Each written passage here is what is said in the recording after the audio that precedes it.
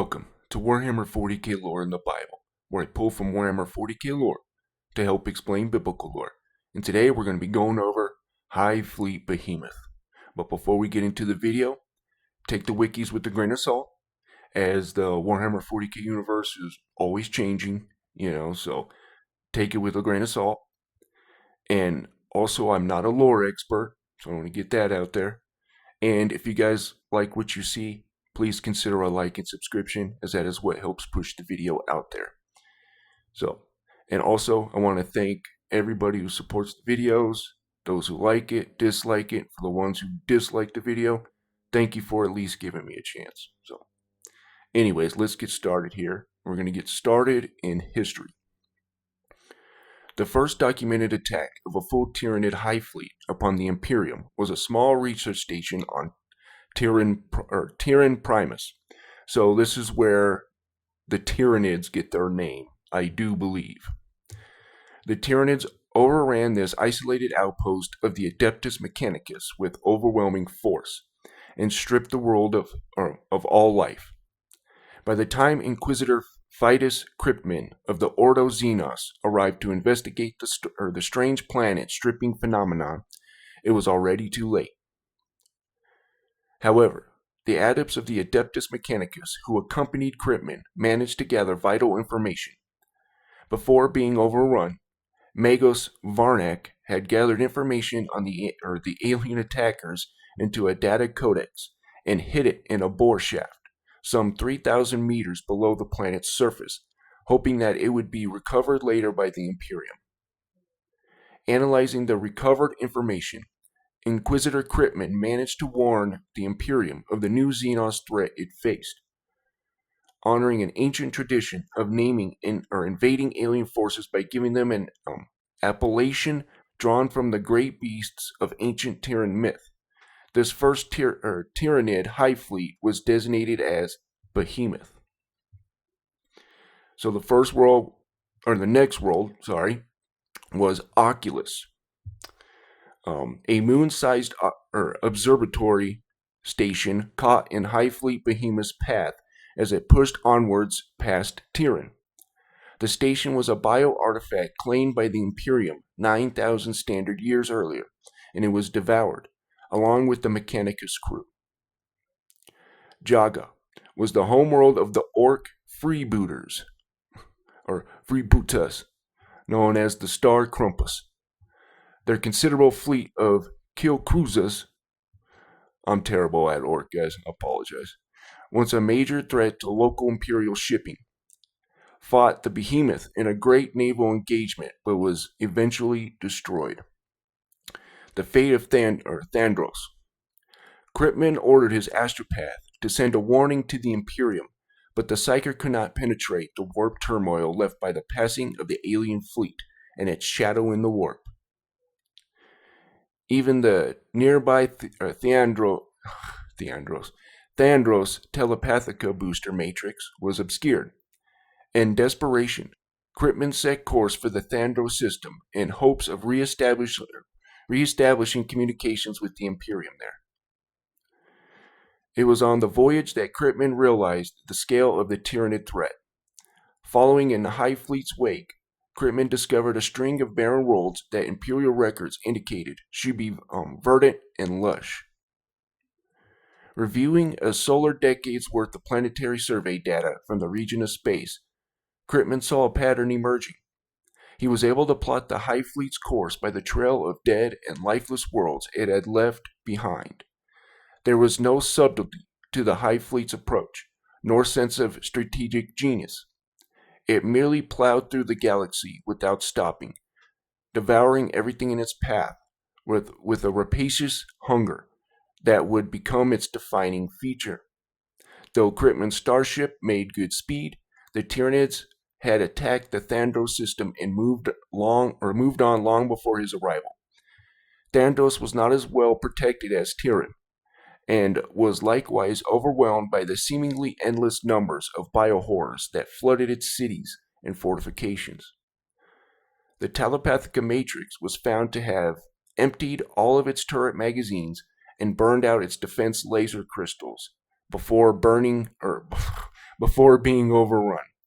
It was evident that Thandros had fought bravely, but its populace had nonetheless been deleted and consumed.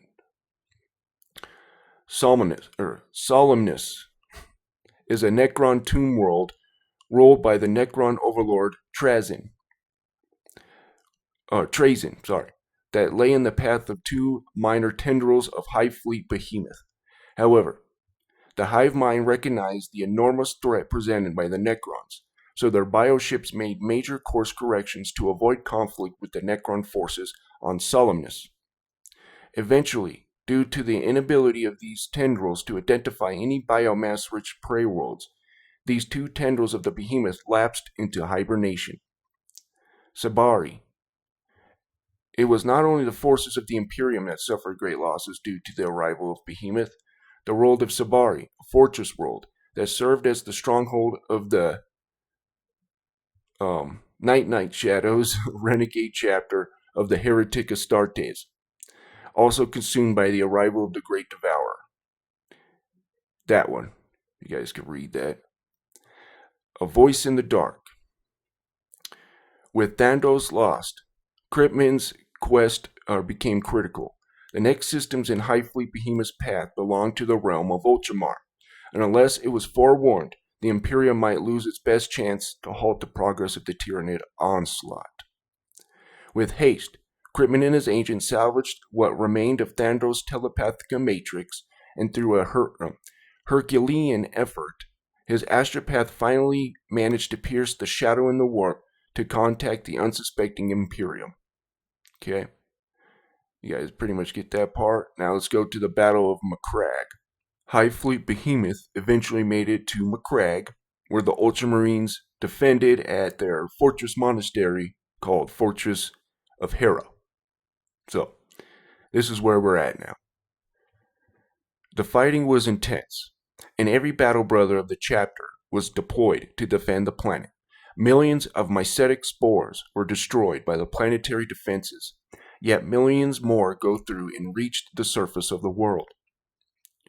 Around the frozen northern laser defense batteries, Tyranid bodies stacked 10 deep, so corpse-covered was the ground, in fact, that one walked on them and not on the frozen soil. The entire veteran Ultramarines First Company was wiped out, an enormous loss that the chapter could ill afford. In space, Inquisitor Cryptman was able to discover a weakness of the Tyranid fleet when one of the Tyranid's major bioships was destroyed. The surrounding bioships became unable to coordinate before the arrival of a similar vessel, striking as hard as possible and losing many ships in the process. The Space Marines were able to destroy the Tyranid fleet. Unknown to the Ultramarines, Hive Fleet Behemoth was in reality separated into two forces, leapfrogging each other as they gorged on the worlds they invaded. The Ultramarines' victory at the Battle of Macragge had only destroyed half of the enemy's strength.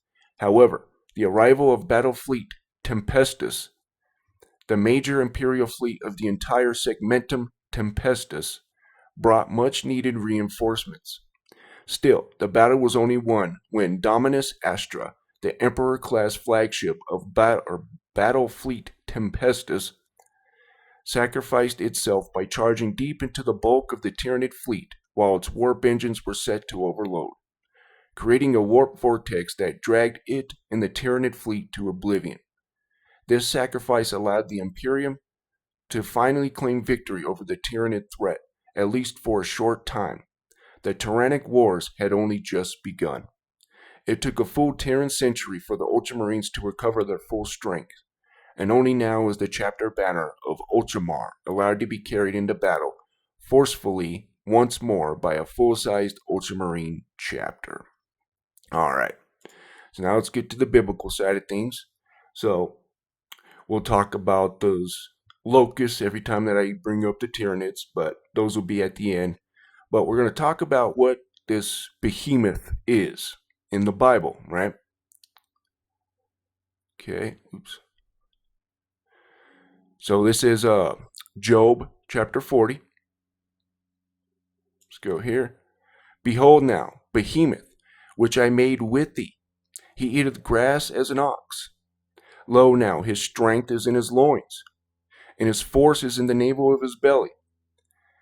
This is where the Christian church angers me a little bit, because they call this a rhinoceros. Okay, tell me if this sounds like a rhinoceros. He moved his tail like a cedar tree, a cedar tree. Okay, the sinews of his stones are wrapped together. His bones are strong as pieces of brass. His bones are like bars of iron. Oh, let me get. Okay. He is the chief of the ways of God. He that made him can make his sword to approach unto him. Surely the mountains bring him forth food, where all the beasts of the field play. Very, very big. Okay. He lieth under shady trees, in the covert of the reed and fens. The shady trees cover him with their shadow. The willows of the brook compass him about. Behold, he drinketh up a river, and hasteth not. He trusteth that he can draw up Jordan into his mouth. He taketh it, or take it with his eyes. His nose pierceth through snares. Okay.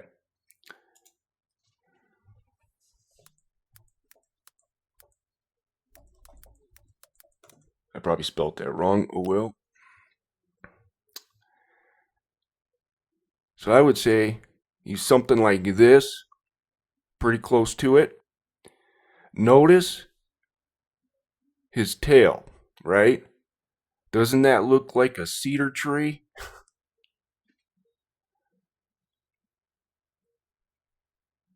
But I would say he's probably bigger than these guys.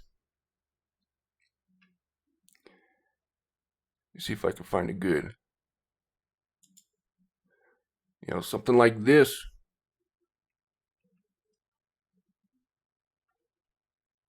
Yeah, if you can't tell, really irks me when you got Christians out there saying there's no such thing as dinosaurs. Okay. But anyways, I'll shut up about that. So very interesting. And now we got they're basically primordial monsters is what I call these guys. So we have the Leviathan, right, that I've always talked about, or the Deep, aka the Deep. So, and on that day were two monsters parted, a female monster named Leviathan to dwell in the abysses of the ocean and over the fountains of the waters, right here. But the male is named Behemoth, who occupied with his breast a waste wilderness named Dudain, on the east of the garden where the elect and righteous dwell, where my grandfather was taken up, the seventh from Adam, the first man whom the Lord of Spirits created. Okay, so we got these primordial monsters here.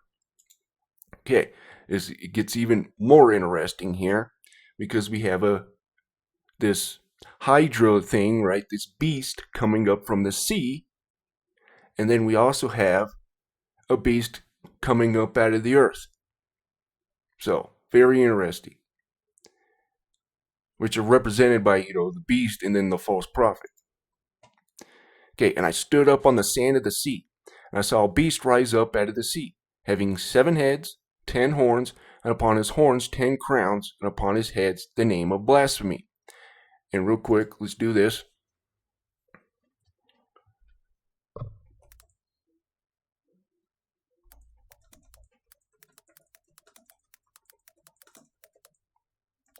So Leviathan is called the dragon of the sea. Right here. Isaiah 27:1. In that day, the Lord with the sore and great soul. This is the end times. Right? So we have this coming up out of the sea. Very interesting. Okay, in that day with his sword and great strong sword shall punish Leviathan, the piercing serpent, even Leviathan, that crooked serpent, and he shall delete the dragon that is in the sea. Okay, so these are reptile, big, huge monsters, right? There's a reason why it calls them monsters. Right? And then we got this. Revelation 13:11. And I beheld another beast coming up out of the earth. And he had two horns like a lamb, and he spake as a dragon. So, something happened with Leviathan and Behemoth where God had to separate them. Now, in a lot of myths out there, that Leviathan and Behemoth were actually the same being, and he just separated or whatever. No, they were two different monsters, but he separated for some reason. Something happened here. Okay. Now, let's get into what Tyranids are. And of course, we're talking about Tyranids, so I'll bring up the biblical side of things, which somewhat close anyways. But the Tyranids are an extragalactic composite species of hideous insectoid xenos. They actually comprise an entire space-faring ecosystem comprised of the innumerable different bioforms, which are all variations on the same genetic theme. The Tyranids are unlike any other intelligent species encountered by humanity. They are the ultimate predators. To them, all living things, from the lowliest insect to the most advanced starfaring civilization, are mere prey. Only now are the inhabitants of the galaxy realizing the scale of the threat. Unless the Tyranids can be stopped, it would mean nothing less than an extinction of all life. The Tyranid species is ultimately dedicated solely to its own survival, propagation, and evolutionary advancement. The Tyranids collectively form a monstrous superorganism that travels across the universe in their great hive fleets of biomechanical hive ships, systematically consuming all other biomatter to enable their own rapid evolution and reproduction. So the Tyranids are likened to a genetic swarm consuming everything in its path, feeding on entire worlds, leaving only deleted husks in their wake.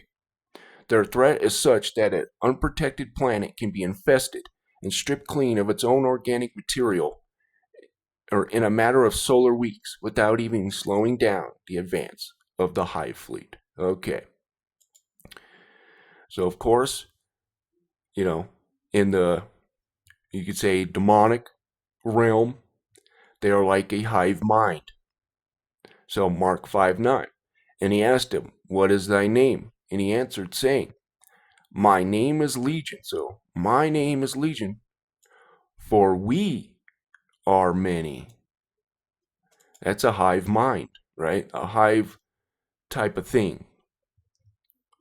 And then we got this, who comes, these locusts who look like men and all that, come up from the bottomless pit, where it says Apollo or Apollyon, which is, we know as the destroyer or the Assyrian, the Bible calls him. Okay. This is very interesting here. So, verse 6, we're going to start in Revelation 9. And in those days, men shall seek deletion and shall not find it, and shall desire to be deleted, and deletion shall flee from them. Almost like a false immortality, isn't it? But anyways. And the shapes of the locusts were like unto horses prepared unto battle.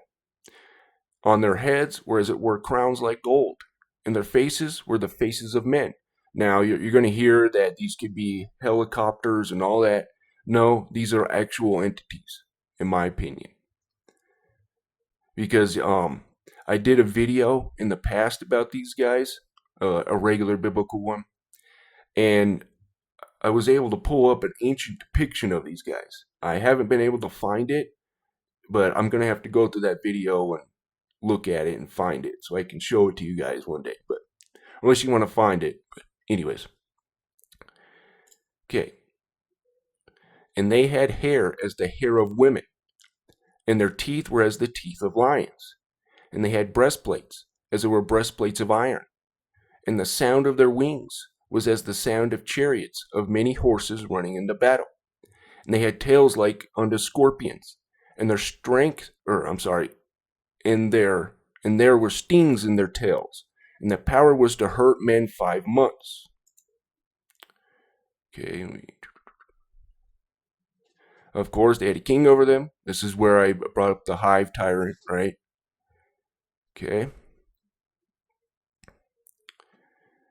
And the 4 angels were loosed, which were prepared for an hour in the day and month and year, for to delete the third part of men. Okay.